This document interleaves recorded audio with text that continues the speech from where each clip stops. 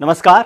हिंदुस्तान समाचार समूह के तेजी से बढ़ते डिजिटल चैनल hh.news पर आपका स्वागत है। आप देख रहे हैं हमारा वीकली प्रोग्राम एडिटर्स चॉइस।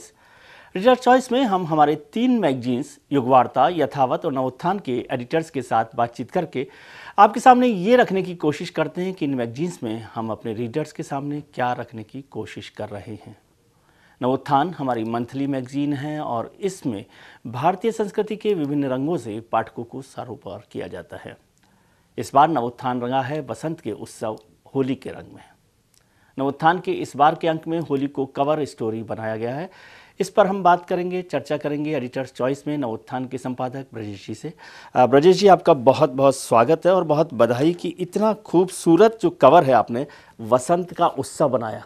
जितनी होली रंगी है, जितना उत्सव धर्मिता उसमें है, उल्लास है, हर्ष है, उतना ही खूबसूरत रंग कृष्ण और राधिका और गोपियाँ आपने बनाई हैं।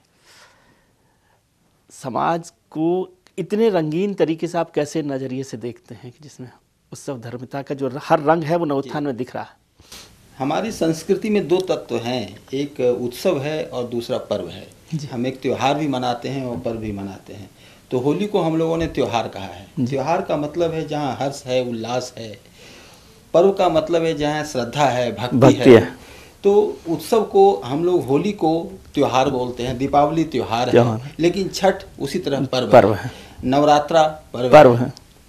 तो होली में जब वसंत का त्यौहार या इस उत्सव इसलिए है कि जब जब वसंत बीत रहा होता है तब होली हम लोग मनाते हैं जी। और ये त्योहार मूलतः हमारे समाज में एकांकी जीवन से आगे सामूहिकता का प्रतीक है जी। जहाँ हम इकट्ठे होते हैं, उत्सव मनाते हैं, एक सामाजिक बोध से ओतप्रोत होते हैं और फिर अपनी जिम्मेदारियों के साथ अलग अलग होते हैं। लेकिन इसमें एक और चीज़ जो आपने बात कही कि सामाजिक होते हैं, साथ जुड़ते हैं। जो ज़माना बदल रहा है उसमें हम लोग लगातार संयुक्त परिवारों से न्यूक्लियर फैमिली की तरफ होते जा रहे हैं। हाँ। और मैं देख रहा हूँ दिल्ली जैसे महानगरों में जहाँ हम लोग रहते हैं वहाँ न्यूक्लियर फैमिलीज़ को होली जैसे त्यौहार की ज़्यादा ज़रूरत महसूस हो रही है। वो ज़्यादा कशिश के साथ, ज़्यादा ताकत के साथ, ज़्यादा एनर्जी के साथ खेल रहे हैं। उनमें एक टीस तो है कि वो अब उस तरह वो त्यौहार नहीं मना पाते जिस तरह अपने पुराने कुछ साल पहले, या बहुत पुरानी बात नहीं तो अगर कहें तो 2 दशक पहले भी अपने गांव में, अपने चौपाल में मनाते होंगे। यहाँ जब एक अपार्टमेंट कल्चर डेवलप्ड हो गया है तो वो भी छोटे गांव हो गए। थोड़ी कठिनाइयाँ लोगों के सामने हैं, लेकिन उसमें एक अच्छाई ये भी है कि एक अपार्टमेंट अगर है तो उसमें कई जगह के लोग, कई राज्यों के लोग हैं, तो हर राज्यों में होली का अपना रंग होता है। अब एक अपार्टमेंट ही अगर सब मिलकर होली मना रहे हैं तो सबका अपना कल्चर है, सब मिलकर, बिहार के भी लोग, एक अपार्टमेंट एक हिंदुस्तान। हाँ, एक हिंदुस्तान हो गया है। तो उसको हम इस तरीके से भी देखें। लेकिन अब उसमें अब वो लोग धीरे धीरे अपने त्यौहार को एक दूसरे से साझा कर रहे हैं, अपनी पद्धति को बदल रहे हैं, समझ रहे हैं दूसरे को, और ये एक हमें लग रहा है संक्रमण का दौर है। शायद आते आते 5-10 साल में सब ठीक हो जाए फिर। लेकिन जैसे मैंने देखा कि दुनिया के दूसरे देशों में कभी कभी जाने का मौका मिला, अमेरिका की बात करें, इंग्लैंड में लंदन की बात करें, ऑस्ट्रेलिया की बात करें, यूरोप के बहुत सारे देशों को देखा हम लोगों ने। वहाँ पर जो हिंदुस्तानी लोग रह रहे हैं, जिन्हें हम एनआरआईज़ कह रहे हैं, वो हिंदुस्तानी त्योहारों को ज़्यादा शिद्दत के साथ मना रहे हैं। इवन सेंट्रल एशिया जैसे जगह पर भी हम लोग देख रहे हैं।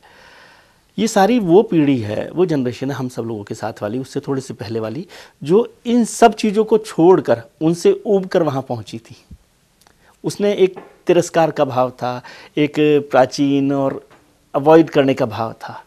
ये कंट्रास्ट या ये बदलाव को आप कैसे देखते हैं? नहीं, जब उन्होंने अपनी दिक्कतों को या अपनी असुविधाओं को सुविधाओं में बदल लिया, तब वो उत्सव तो ढूंढेंगे। उत्सव तो उनकी उन्हीं संस्कृतियों में है, वो वहाँ तलाशते हैं। वहाँ की जो संस्कृति है उसमें वो नहीं पाते हैं तो वो अपने घर की ओर लौटते हैं। तो यहाँ देखते हैं कि हमारे उनके अंतःमन में जो चेतनाएं जगती हैं तो वो होली दीपावली की तरफ लौटते हैं। कुछ 2 साल पहले ही ठीक हमने ये देखा कि एक डॉक्यूमेंट्री बनी और सोशल मीडिया पे बहुत वायरल हुई, वो छठ को लेकर थी। तो उसमें एक ये भाव आया कि हम कहीं भी हों, हमारी संस्कृति, हमारा जो कल्चर है, हमारा जो रहन सहन है, जो लिबास है, जो खान पान है, वो हमें उसी रूप में मिलना चाहिए। संघर्ष के दौर में यह सही है कि हम दूर पलायन करते हैं, यह हमारी प्रवृत्ति में भी है। लेकिन जब हम उस संघर्ष से थोड़ा सा फुर्सत मिलते हैं तो फिर वहीं लौटना चाहते हैं। हम वहीं लौटना चाहते हैं। तो ये अच्छी बात है कि यूरोप और अमेरिका गए लोग भारतीय, अमेरिका की मैं फोटोज़ देख रहा था अभी, मतलब होली से पहले, बहुत पहले वसंत उत्सव में उन्होंने होली का पूरा रंग वहाँ पर फैला हुआ दिख रहा था। ये हमारी संस्कृति की गहराई का प्रतीक है कि वहाँ भी जाकर लोग बाह्य संस्कृति से उतना ज़्यादा प्रभावित नहीं है जितना वो ओतप्रोत अपनी संस्कृति से है। लेकिन एक बधाई तो आपको दूंगा कि मैं देख रहा था कि इसके जो पिक्चर्स हैं, आप हर पूरी मैगजीन में जो कलर्स हैं वो बहुत खूबसूरत है, लेकिन होली के जिस तरह के कलर्स आपने यूज़ किए हैं, जिस तरह के पिक्चर्स यूज़ किए वो बहुत खूबसूरत हैं। कवर पे जब आप राधा और कृष्ण को या गोपी और कृष्ण को, जो मैं समझ पा रहा हूँ, वो छाप रहे हैं, अब ज़माना तो लव जिहाद का चल रहा है, तो कृष्ण और गोपियाँ और लव जिहाद, इस कंट्रास्ट को आप कुछ समझते हैं? लव जिहाद एक ज़माने के साथ उपजा हुआ शब्द है, बहुत विरोधाभासी है, कंट्रास्ट, इसमें अलग अलग तरह से लोग इसे देखते हैं, लेकिन जो प्यार का तत्व है वो होली में मिलता है स्वाभाविक तौर पर। अगर वहाँ भी प्यार है, ईमानदारी है, निष्ठा है, तो वो भी होली है। कृष्ण और राधिका को, और हमारे खास तौर से पश्चिमी उत्तर प्रदेश जहाँ पर हम लोग इसको मना रहे हैं, अभी इस समय पूरा उत्सव वहाँ पर चल रहा है, होली आने से पहले भी, इसको भी आपने इसमें बहुत अच्छे से किया है। क्या हमको लगता है कि पूरे हिंदुस्तान में होली को जो एक रंग हम पहले देखते थे कि जो हमारी अंदर की गंदगी है, बुराई है, उसको बाहर निकालने का भी एक मौका होता है, उस तरह से भी इसको आप देखते हैं कि होली के जो बहुत सारे गीत हैं, बहुत सारी परंपराएं हैं, बहुत सारे तरीके हैं खेलने के, वो भी होली में हमारे मन को उजला करने का एक रास्ता दिखाते हैं। हमारे यहाँ ऐसी कई कथाएं हैं जी, जो लोक कथाएं भी कई हैं, जगह जगह के अनुसार के तरह भी हर जगह, जैसे मालवा में, राजस्थान में, बिहार में, पूरब में, ब्रज में अलग कई कथाएं हैं। उन कथाओं में अलग अलग बातें हैं और लोग उस हिसाब से अपने आप को परिष्कृत करने की कोशिश करते हैं। जो एक विकार की बात जो आप अभी कह रहे हैं, अगर वो भी तत्व आया है तो उसको इसमें माना जाता है कि इस रंग के साथ वो धुल जाएगा और हम एक नई उमंग के साथ नए साल में आए और एक नए उत्सव धर्मिता के साथ हम अपना जीवन नए उत्साह के साथ, नए जोश के साथ अपना जीवन पुनः प्रारंभ कर रहे हैं। उसमें एक राग, प्रेम, समर्पण का भाव ये तो रहता ही है। एक बहुत सुंदर स्टोरी आपने छऊ पर यहाँ पर की है, उससे पहले ढोलक की थाप, रोहोरी का राग, ये सब कुछ है। भारतीय परंपरा में छऊ और कपिला जी जैसे लोग इस पर लिख रहे हैं, किस तरह से आप देखते हैं? बहुत महत्वपूर्ण है, मैं समझता हूँ ये स्टोरी मेरे लिए तो बहुत दिल को छूने वाली स्टोरी है। मूलतः लोक परंपरा है जी। ये उड़ीसा, बंगाल और बिहार के कुछ भागों में इसकी गहरी परंपराएं रही हैं। उस पर कपिला वात्स्यायन जी का एक लेख हमें मिला, ये बहुत पहले उन्होंने लिखा था जी। तो हमने उसको दस्तावेज की तरह छापा है। कई लोग हमसे हैं जानना चाहे, खुद भी हमारी इसमें रुचि थी और इसकी एक संपन्न परंपरा है, विरासत है, तो उसको हमने विस्तार से लिया। और चूंकि खुद कपिला वात्स्यायन जी लिख रही हैं तो इससे बेहतर डॉक्यूमेंट्स हमारे पास नहीं हो सकते थे, इसलिए हमने पाठकों के लिए पूरा का पूरा वो अध्याय इसमें जोड़ा है। एक बहुत खूबसूरत स्टोरी जो मेरे पसंदीदा लोगों में से रहे, सुतार साहब पर आपने इसमें की है कि जो शिल्पकार हैं, इतनी देश भर की जो बड़ी प्रतिमाएं हैं हमारी, उन पर आपने स्टोरी की है, राम सुतार पर। राम सुतार को क्यों चुना आपने? हमारी रिपोर्टर हैं, गलती से इसमें थोड़ा उनका नाम मिस हो गया है, हमारी रिपोर्टर हैं सुभाषिनी त्रिपाठी, उन्होंने इनसे बातचीत की। उन्होंने ये बताया कि इन्होंने कैसे मूर्ति बनाने की उस धारा में कैसे जुड़े। हाँ, और तो ये अब तक इनकी ये बातें नहीं आई थी, वो मुझे काफ़ी मैंने देखा, इंटरव्यू भी बहुत रोचक तरीके से लिखा हुआ है इसमें। वो उन बातों को उभारने की कोशिश की है। इन्होंने बताया है कि जब ये सिर्फ मट्टियों के साथ ही कुछ आकार नहीं बनाते थे, माँ के साथ बड़ी और पापड़ भी बेलते थे, तो वो काफ़ी दिलचस्प था। पापड़ गोल हो, किसी और तरीके का हो, बड़ी का कोई आकार हो, तो हमने उन चीज़ों को शामिल करने की कोशिश की है। एक और महत्वपूर्ण जो हमारे पात्र हैं, चरित्र हैं, नामवर जी, उनको भी आपने इसमें शरीक किया और ख़ास तौर से राय साहब ने उन पर उनका जिक्र किया है।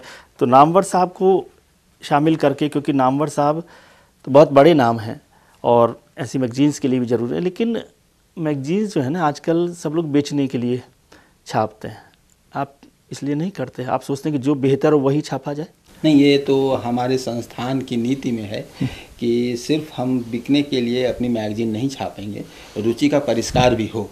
हमारा ये धर्म संस्थान ने ये अपनी नीति बनाई है और ये मैं मानता हूँ कि हमें उस नीति का अनुकरण करना चाहिए। तो नामवर साहब पर तो मतलब बहुत अच्छा लगा मुझे देखकर, और राय साहब ने उस पर लिखा, नामवर साहब पर लिखा, लेकिन मैं पिछले 1 महीने से, जब से नामवर साहब हमारे बीच नहीं रहे, मैं देख रहा हूँ हिंदी की किसी भी मैगज़ीन में उनको उतनी जगह ही नहीं दी गई। मतलब मुझे तकलीफ़ भी हो रही है, खुद पर भी शर्म आ रही है कि हम उस ज़माने में जी रहे हैं। तो मैं उसके लिए भी आपको बधाई देना चाहता हूँ। और देख रहा हूँ कि नवोत्थान को आप हिंदुस्तान में बदल रहे हैं, मतलब हिंदुस्तान का हर रंग जो है इसमें दिखाई दे रहा है। तो क्या प्लान आप करते हैं? हिंदुस्तान को सपनों में देखते रहते हैं? हमारी एक टीम है, छोटी टीम है लेकिन मजबूत है और हमारे कई साथी हैं, आप सरीखे लोग हैं जो बताते रहते हैं कि यहाँ घटित ये हो रहा है। तो जितने रंग हमें दिखते हैं, जो सुविधा से हम लोग उसको संचित कर सकते हैं, उसको कोशिश करते हैं कि नवोत्थान में उसको एक मुकम्मल जगह मिले और उसका वो पहलू जो जिससे शायद हम अभी तक परिचित नहीं हैं वो हम इसमें उभार पाएँ। चलिए, बहुत बहुत बधाई आपको। और मैं समझता हूँ कि इतनी बेहतर मैगजीन फ़िलहाल, मतलब इसको अतिशोक्ति मत समझिए, एग्जेजरेशन नहीं समझिए, थोड़ा बहुत पढ़ने लिखने वाला आदमी हूँ तो मैं समझता हूँ इतनी खूबसूरत मैगजीन जो निकालते हैं आप, उसके लिए बहुत बहुत बधाई। और मैं समझता हूँ कि आपको ये मैगजीन को पढ़ना चाहिए। इससे होली की उत्सव धर्मिता भी दिखेगी, हर्ष भी दिखेगा, उल्लास भी महसूस होगा, ढोलक, थाप, राग सब कुछ मिलेगा। और नामवर साहब के साथ साथ राम सुतार साहब के बारे में भी आपको जानकारी मिलेगी। और कपिला जी का डॉक्यूमेंट पढ़ेंगे तो समझ में आएगा कि छऊ क्या है। मुझे नहीं लगता कि आप इससे बचना चाहेंगे। ये ज़रूर खरीदिए और देखिए कि किस तरह से नवोत्थान हिंदुस्तान को आपके करीब ला रहा है। बहुत बहुत शुक्रिया सर, बहुत धन्यवाद आपको और बहुत बधाई। जी नमस्ते। एचएस न्यूज, जहां खबरों का सिलसिला रुकता नहीं। लेटेस्ट न्यूज और अपडेट्स के लिए हमारे यूट्यूब चैनल को सब्सक्राइब करें और बेल आइकन को दबाना ना भूलें।